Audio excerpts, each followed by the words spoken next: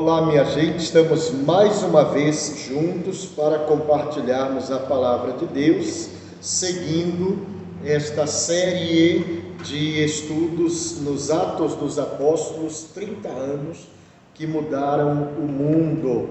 E hoje nós vamos para a 11ª lição, que é a primeira viagem missionária de Paulo. Essa lição está baseada em Atos, capítulos 13 e 14. E nós vamos fazer algumas considerações, sempre lembrando que nós estamos tomando como roteiro a nossa revista dos Atos dos Apóstolos. E hoje nós vamos trabalhar esta lição vendo algumas questões, alguns pormenores nessa viagem de Paulo para tentar extrair alguma lição para nós hoje, igreja do século XXI. O que nós podemos extrair dessa experiência de Paulo, dessa vivência que ele teve nessa primeira viagem missionária. Muito bem. A primeira coisa que nós precisamos considerar é que o cenário que nós temos é a igreja de Antioquia da Síria. É importante considerar o seguinte: o grande centro missionário foi Jerusalém, mas nesse momento o grande centro é a igreja de Antioquia da Síria. O apóstolo Paulo está nesta igreja juntamente com Barnabé, estão consolidando esta igreja, estão discipulando, ensinando, equipando esta igreja para o seu desenvolvimento, para a sua maturidade, o seu crescimento. É uma igreja que está em constante oração, é uma igreja que está em constante consagração, jejum, oração, adoração. Isso é muito significativo, porque em meio a esse clima de consagração, de entrega e de busca, é que vai se dar o comissionamento para esta obra missionária que vai acontecer especialmente na Ásia Menor.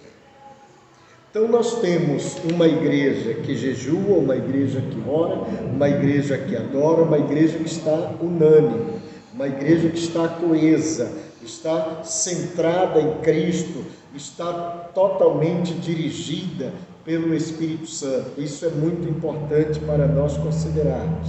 É esta igreja que vai investir em missões nesse momento.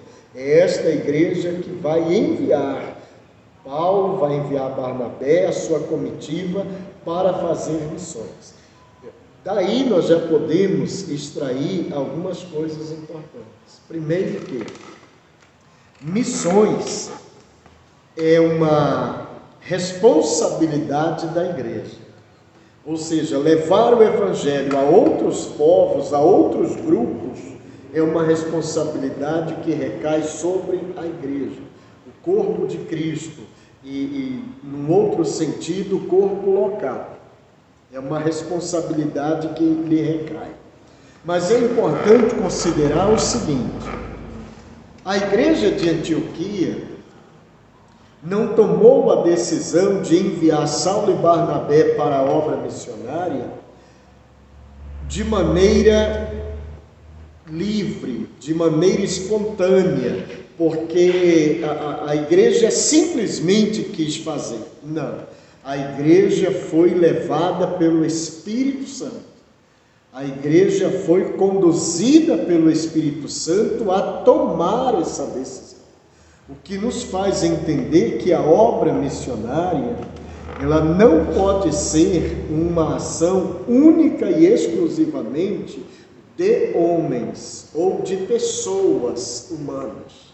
Ela precisa ter a sua origem no Espírito Santo. Ela precisa ser conduzida, impulsionada pelo Espírito Santo. E o Espírito foi quem chamou esses homens. Separai-me, Saulo e Barnabé, para a obra a que os tenho chamado. Ou seja, quem comissiona, quem toma a iniciativa é o Espírito Santo.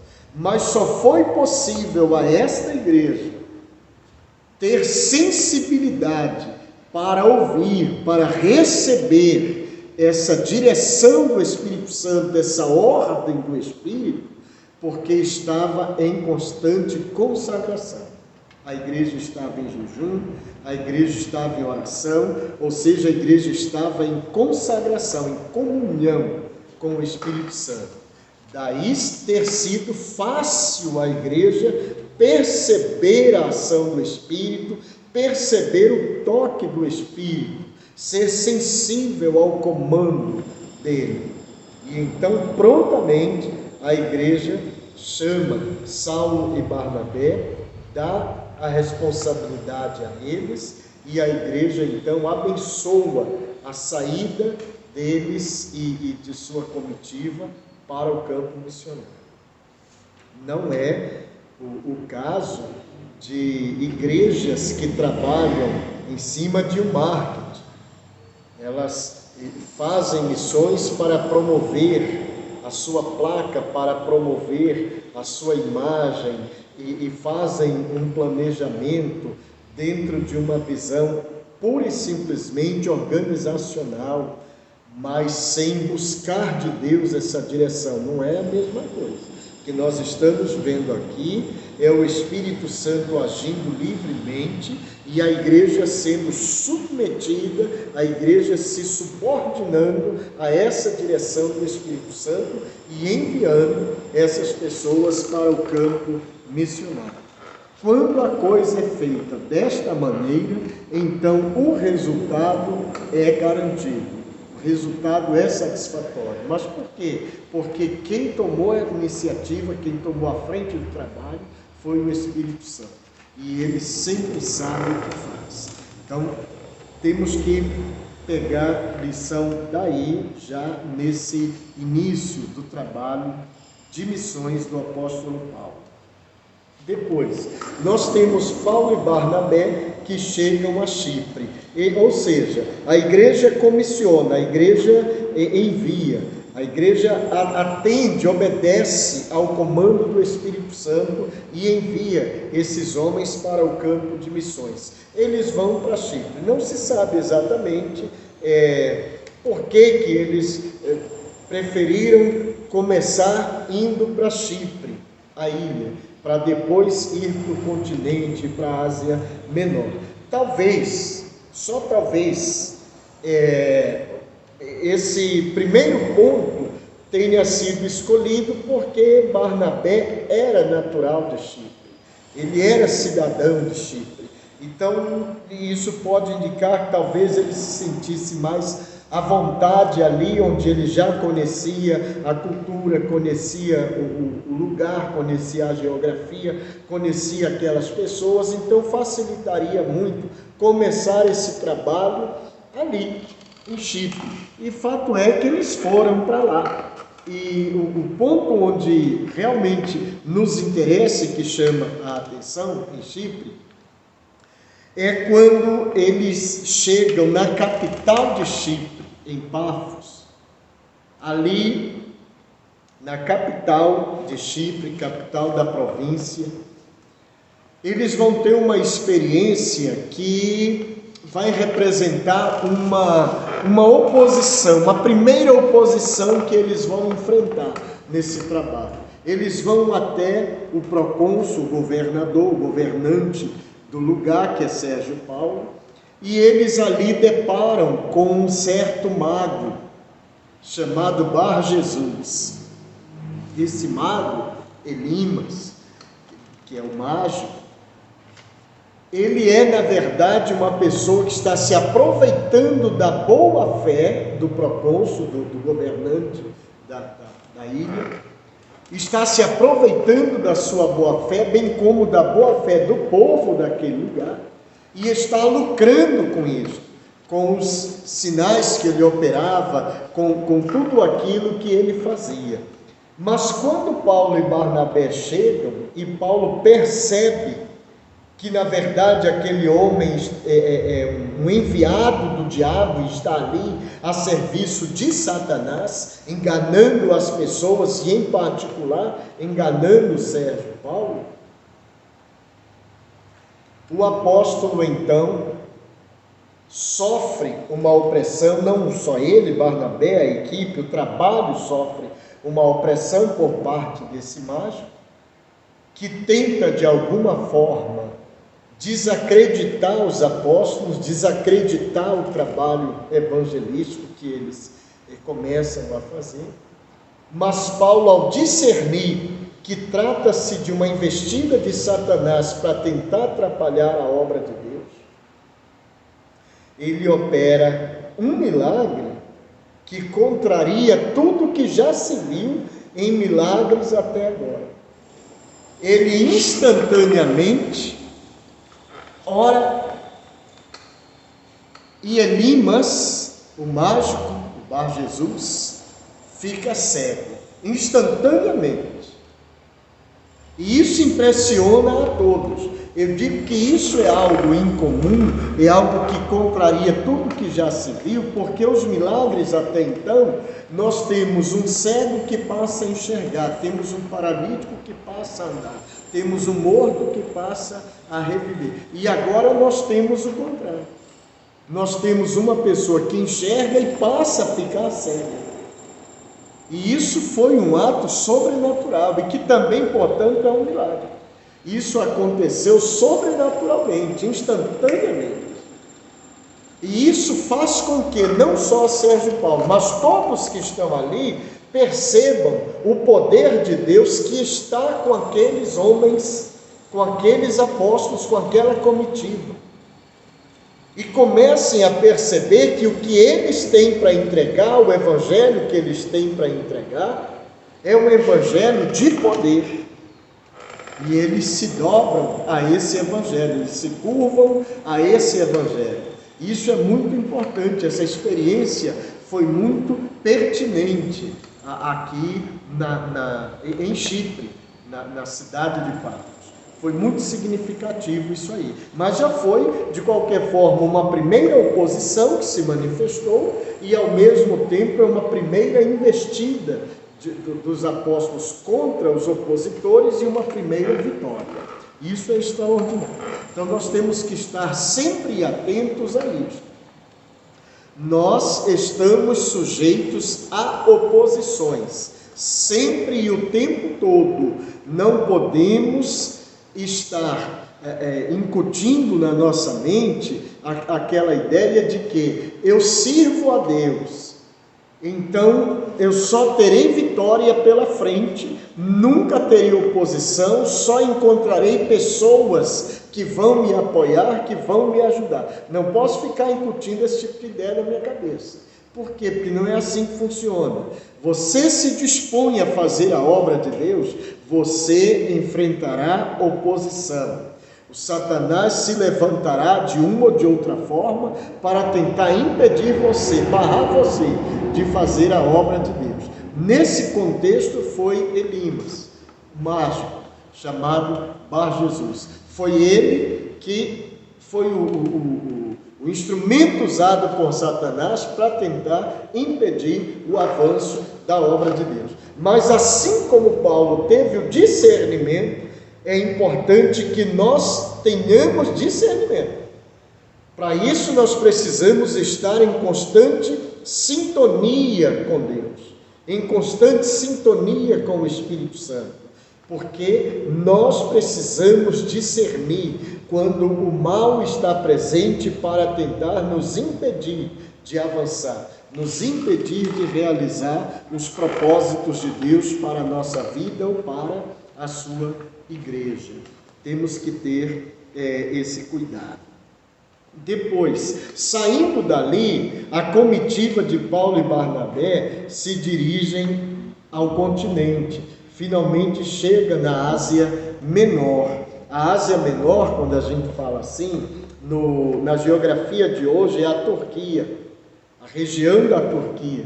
Então toda a Turquia, lá naquela época de Jesus, na época dos apóstolos, no primeiro século, se chamava Ásia Menor, é essa região.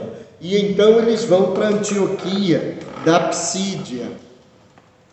Nesta cidade é muito importante considerar o seguinte: a primeira coisa que eles vão fazer, que é hábito de Paulo, quando ele chega num lugar, ele procura logo a sinagoga.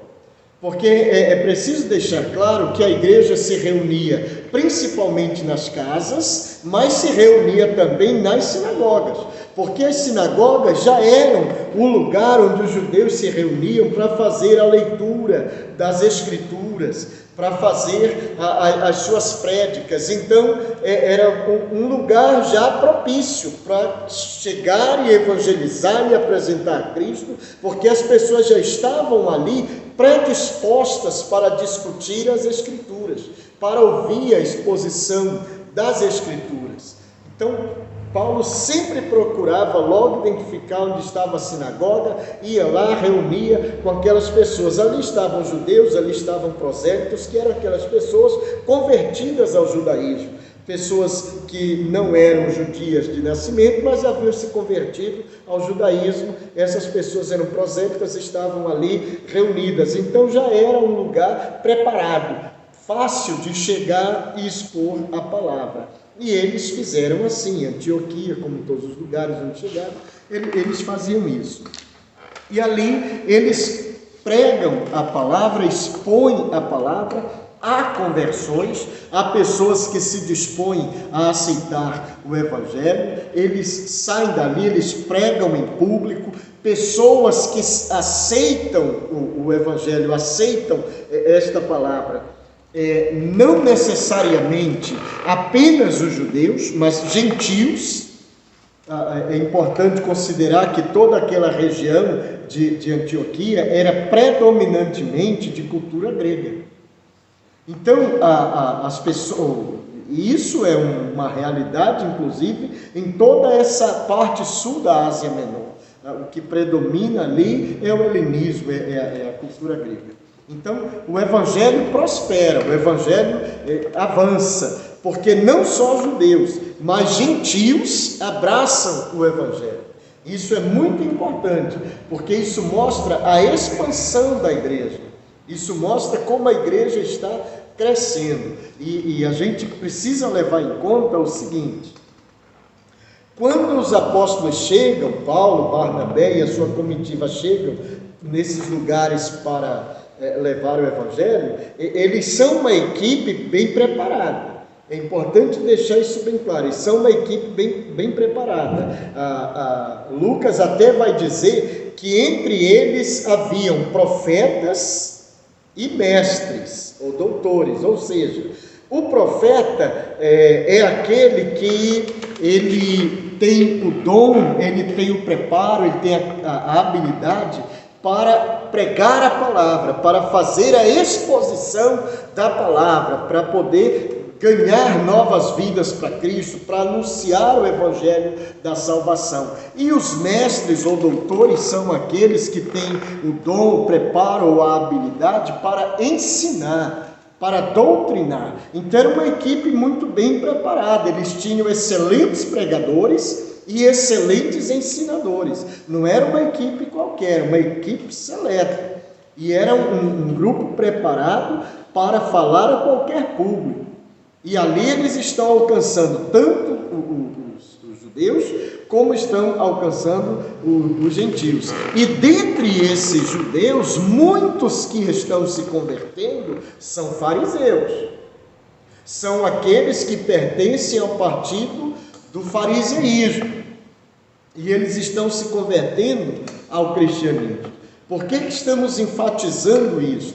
Porque mais tarde vai surgir nova oposição. E essa oposição agora não virá de fora, como lá em Chipre, de Bar Jesus, a oposição veio do mágico, a oposição veio de fora da igreja. Não, agora a oposição vai surgir dentro da própria igreja. Então preste atenção nisso. Mas nesse momento eles estão fazendo o trabalho está crescendo, o povo, tanto judeu quanto gentil, o povo está aceitando o evangelho, e isso não vai soar muito bem aos ouvidos dos judaizantes, que imediatamente vão ficar provavelmente enciumados, porque eles não têm esse mesmo poder de convencimento que os apóstolos têm, eles não conseguem exercer essa mesma liderança que os apóstolos conseguem. Os apóstolos têm uma facilidade extraordinária de reunir pessoas e de angariar seguidores, porque eles falam com muita autoridade, eles falam com muita sabedoria, conhecimento de Deus e com sinais do poder de Deus. Então isso vai despertar algum tipo de ciúme, que vai fazer com que os judaizantes, esses judeus judaizantes, se levantem contra os apóstolos e tentem fazê-los calar. Mas fato é que fariseus estão se convertendo, fariseus estão vindo para o seio da igreja, estão abraçando a fé em Cristo, estão engrossando as fileiras do cristianismo. Mas isso trará problemas lá na frente. Então nós vamos, por parte, nós vamos ver isto aí. Que tipo de oposição eles vão começar a enfrentar aí? A oposição que eles vão começar a enfrentar é porque o cristianismo, hoje inclusive, a gente pode falar assim, cristianismos, colocar no plural, porque existe uma grande variedade de cristianismos hoje no mundo, mas isso não é uma coisa só de hoje. Já naquele tempo, no primeiro século, havia também uma diferenciação no cristianismo, e nós poderíamos dizer que havia cristianismos. Por quê? Porque havia uma divisão dentro da igreja que era assim. Havia aqueles cristãos oriundos do judaísmo que eram mais fundamentalistas, eram aquelas pessoas que valorizavam excessivamente o judaísmo, a lei mosaica, e aí nós vamos ter dentre esses cristãos aqueles que vieram do fariseísmo para o cristianismo, que eles vão entender que o evangelho é só para os judeus, não é para os gentios. E isso é uma realidade que está presente na igreja, e isso só vai ser percebido mais claramente na medida em que o número de gentios alcançados pelo evangelho vai crescendo. Então, quando eles percebem que os gentios estão entrando na igreja, estão entrando maciçamente, eles começam então a manifestar essas diferenciações. O judaizante que veio para o cristianismo, ele entende que todo o gentio que quiser ser salvo, além de abraçar a fé em Cristo, ele precisa também abraçar o judaísmo. Ele precisa se tornar um judeu primeiro, para depois se tornar um crente, um cristão. E isso vai piorar. Isso já é uma oposição, isso já começa a trazer algum tipo de conflito dentro da igreja. Nós vamos ver daqui a pouco. Por isso que estamos sempre enfatizando, judaizantes que abraçaram a fé, muitos deles vieram do fariseísmo. E isso é muito significativo para o que vai acontecer mais lá na frente. Bom, a oposição vem por parte dos judeus que não são cristãos e que não aceitam que o movimento cristão esteja crescendo, os apóstolos estejam exercendo sobre o povo uma liderança que eles mesmos, judaizantes, não conseguem. Então começam a se opor. Isso é uma coisa ruim. Depois isso vai estar dentro da igreja. Paulo e Barnabé são forçados a sair dali. Eles saem daquela cidade e vão para Icônio. Em Icônio, a coisa não é melhor do que em Antioquia. Eles vão sofrer oposição, eles vão padecer por causa disto, vão ter que sair imediatamente da cidade, porque a oposição é muito forte, os mesmos judaizantes. Então a gente precisa estar atentos a isto. Mas o evangelho é pregado, o evangelho alcança judeus, alcança gentios, e a igreja só cresce. Mas veja bem, nós não podemos nem de longe associar que a igreja cresce quando tudo está bem, quando há perfeita paz. Não é assim que a igreja cresce. No contexto aqui da viagem missionária de Paulo, é exatamente o contrário. É em meio à turbulência de oposição e de perseguição que se dá o crescimento da igreja. Não é num cenário de paz, é num cenário de conflito, num cenário de oposição, de perseguição. É nesse contexto que a igreja cresce. Os apóstolos se mostram firmes na exposição da palavra e se mostram firmes no cumprimento da sua missão de pregar o evangelho. As pessoas vão abraçando isso, as pessoas vão aceitando e a igreja vai crescendo. Eles saem de Icônio e vão para Listra. Na cidade de Listra ocorre o seguinte: primeiro, um milagre. Primeira coisa vai ser um milagre, porque nós temos uma pessoa que vai ser curada. Quando essa pessoa é curada, isso é algo sobrenatural que chama a atenção da população, e os líderes do lugar entendem o seguinte: eles são seguidores de deuses romanos, deuses da mitologia romana, Júpiter e Mercúrio. E eles adoram a esses deuses. Júpiter, que é o deus maioral, o todo-poderoso, e Mercúrio, que é o filho de Júpiter. É o porta-voz, é o que comunica, é o que fala, é o que manifesta a vontade dos deuses. E de repente, quando eles veem Paulo e Barnabé operando o milagre da cura, um milagre, uma coisa sobrenatural, eles instantaneamente entendem que os deuses se manifestaram a eles e que se trata de Júpiter, Barnabé, e Mercúrio, Paulo, porque Paulo era quem falava, Paulo era quem discursava. E eles então entenderam: esse é Mercúrio, porque é o Deus da comunicação, é o Deus que transmite os recados, que transmite as mensagens, é o Deus que fala. E eles prontamente se prepararam para oferecer sacrifícios aos dois, como sendo divindades. E quando os apóstolos percebem isso, instantaneamente impedem que eles façam tais sacrifícios em honra a eles. E dizem: ei, não é assim. Nós somos homens iguais a vocês.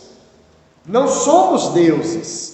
E então eles vão expor a palavra de Deus, vão anunciar a salvação em Cristo e vão mostrar que o que eles estão fazendo ali é única e exclusivamente anunciando Cristo, fazendo aquilo que Cristo mandou que se fizesse. Eles estão anunciando as boas novas de salvação, e o milagre que eles operaram foi a ação de Deus, a graça de Deus na vida deles que operou naquele homem a cura. E eles imediatamente põem um basta naquela idolatria. E é importante nós percebermos isto, porque eles tiveram ali uma oportunidade de exaltação. Eles tiveram uma oportunidade de se exaltarem. Puxa, o povo está nos tratando como deuses, e olhar para si mesmos e se acharem os caras. E não é nada disso. Imediatamente eles cortaram aquilo, porque eles entendiam que a glória é de Deus, e que, portanto, toda a honra e toda a glória tem que ser dada somente ao Senhor. Eles não aproveitaram da oportunidade para se exaltar, não. Eles reconheceram essas pessoas estão fazendo isso por ignorância, porque elas acreditam sinceramente que somos a manifestação física dos deuses em quem eles acreditam. E eles cortaram imediatamente aquela manifestação, esclareceram a mente daquelas pessoas, fizeram-nas entender que eles eram homens, apenas homens usados por Deus, enviados por Deus. Não se exaltaram, se colocaram numa posição de humildade, de humilhação até, porque eles rasgaram suas vestes e se prostraram em terra, numa atitude clara de humilhação total, diante de Deus e daquele povo. A glória é de Deus, e isso serve de lição para nós. Nós precisamos estar atentos a isto, porque muitas das vezes se apresentam diante de nós oportunidades de exaltação. Nós não podemos aceitar. Nosso papel é de humildade e deixar que Cristo seja exaltado, que Ele cresça e que Ele apareça, e não nós. Essa é a postura digna de quem serve a Deus. Bom, eles fazem o trabalho, eles realizam aquele trabalho, eles fazem um percurso de Chipre para a Ásia Menor, eles vão para Antioquia em primeiro lugar, depois eles vão subindo, eles chegam até Listra e Derbe. De lá eles entendem que é hora de voltar. Chegou o momento de voltar, mas para voltar eles precisam confirmar aquelas igrejas, eles precisam fortalecer a fé daqueles irmãos, fortalecer o ânimo. Então eles voltam visitando todas aquelas igrejas novamente. Isso mostra para nós também o zelo que eles tinham, porque em alguns lugares eles foram muito maltratados. Aqui mesmo, por exemplo, quando eles estão em Listra e parece que está tudo bem, porque eles são recebidos como deuses, e o evangelho daí a pouco é pregado e é propagado, e as pessoas vão abraçando a fé, as multidões vão abraçando a fé. Não demora muito e chegam aqueles mesmos encrenqueiros lá de Antioquia, aqueles mesmos encrenqueiros que passaram por Icônio, chegam ali para causar encrenca de novo para Paulo. E eles começam a fazer a cabeça do povo contra os apóstolos. Paulo, inclusive, vai ser espancado.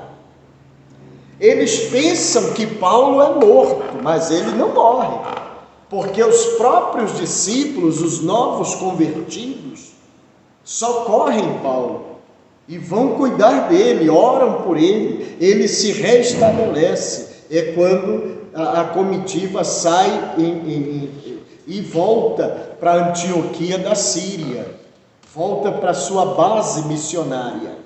Mas é uma coisa impressionante, porque no momento ele é Deus, foi confundido com Deus, Mercúrio, e de repente agora ele é um criminoso, ele é visto como um criminoso e é espancado, porque os mesmos perturbadores que perturbaram os apóstolos lá em Antioquia da Psídia e que perturbaram em Icônio, chegaram em Listra e perturbaram ali também. É importante estarmos atentos a isso.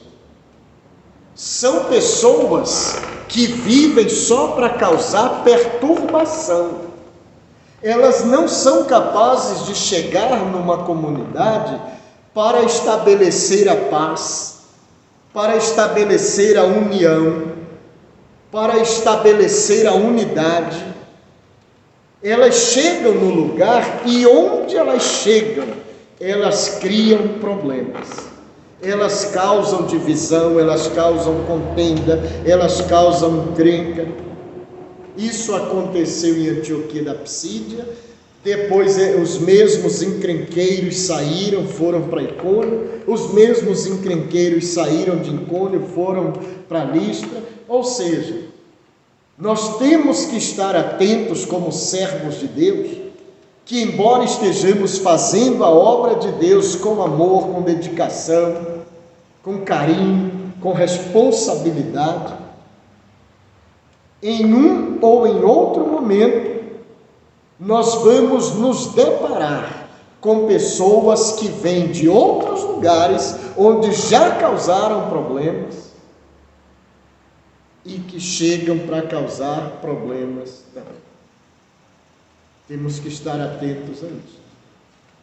Não significa que porque enfrentamos essas situações, Deus não esteja gostando do nosso trabalho ou aprovando o nosso trabalho. Não, porque quem está causando a encrenca não somos nós, são eles. Então, quem não tem a aprovação de Deus são aqueles, não os que estão fazendo a obra de Deus com seriedade. É preciso estar atento a isso. E Paulo sofre tanto aqui que vai apanhar. Ele vai sofrer mesmo, literalmente. Essa agressão física era para matá-lo, mas ele não morre. Os discípulos vão cuidar dele, vão orar por ele, e talvez até por causa da oração deles é que ele vai se restabelecer muito bem. E então a comitiva de missionários retorna para a base missionária, que é Antioquia da Síria. Mas nesse retorno eles percorrem todo o caminho já traçado, só que agora o caminho de volta. E eles voltam por todos esses lugares, reforçando a fé das pessoas, dando ânimo a essas pessoas, incentivando-as a continuarem firmes. Isso faz parte da nossa missão. Nós temos que encorajar as pessoas a permanecerem firmes na fé. Temos que reforçar a fé dessas pessoas. Nós temos que redobrar o ânimo das pessoas. E isto não é só com oração, é com o ensino da palavra, com aconselhamento, com orientação, com exposição da palavra, levando o alimento espiritual. Foi o que eles fizeram. Daí eles voltam para Antioquia, depois de um ano. Toda essa peregrinação deles durou cerca de um ano indo de lugar a lugar, plantando igrejas e reforçando a fé dos irmãos, reforçando a fé da igreja em Jesus Cristo. Isso é significativo para nós. Então, o que nós precisamos extrair de tudo isso? Primeiro, nós precisamos estar em constante comunhão com Deus, com o Espírito Santo.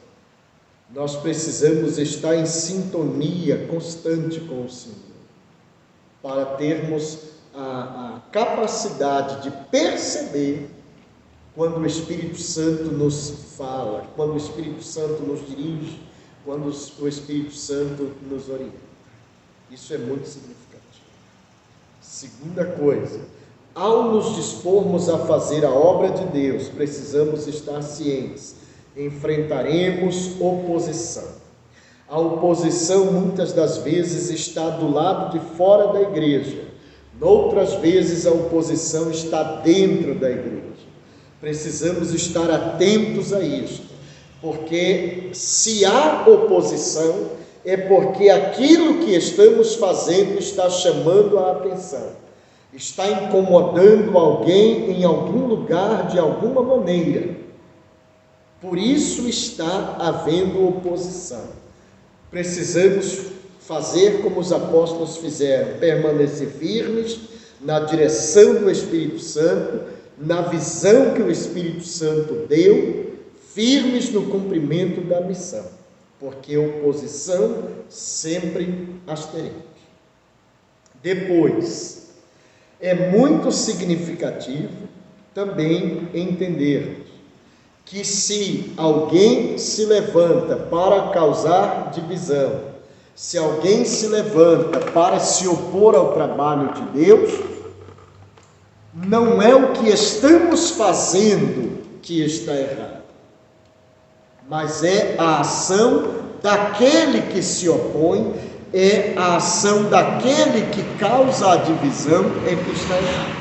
Nós temos que tão somente permanecer firmes e fiéis no Senhor e deixar que o Espírito Santo haja, porque a obra é dele, a obra foi ordenada por ele, a obra foi planejada por ele e nós fomos chamados por ele e comissionados por ele. Ele cuida da obra integralmente, não temos que nos preocupar. E se nos machucarem, o Espírito Santo nos sarará. Mas nós temos que permanecer firmes e fiéis no cumprimento da missão que o Senhor nos dá. Então, que Deus, nesta passagem aqui, nos abençoe e nos ajude a fazermos da forma como os apóstolos fizeram naquele contexto. Porque se o Espírito Santo está no comando, não há nada que nos faça temer, porque o Espírito Santo é quem garante a vitória, que a obra é dele e nós somos servos dele, comissionados por ele para fazer a obra. Então, que Deus abençoe a sua vida, que Deus abençoe a sua semana e que você possa refletir nisto aqui e fazer na sua vida uma introspecção. Veja como é que você está agindo diante de Deus e diante dos homens quando surgem as oposições, quando surgem as perseguições, quando alguém se levanta contra você e contra aquilo que você está realizando para Deus. Como é que você age, como é que você reage, qual é a sua postura? Faça uma introspecção sobre isso. Deus abençoe e até um novo encontro, se Deus quiser. Vamos orar. Senhor amado, nosso Deus e nosso Pai, damos-te graças pelo teu amor e bondade, graças a ti por mais este dia e por esta oportunidade em particular de estarmos aqui na tua casa para juntos compartilharmos a tua palavra. Dá-nos a graça necessária para falar de ti, do teu amor, da tua graça, da tua bondade e para receber aquilo que tens para nos dar. Que seja tudo para a nossa edificação e que todos quantos ouvirem a tua palavra sejam igualmente edificados em nome de Jesus. Amém.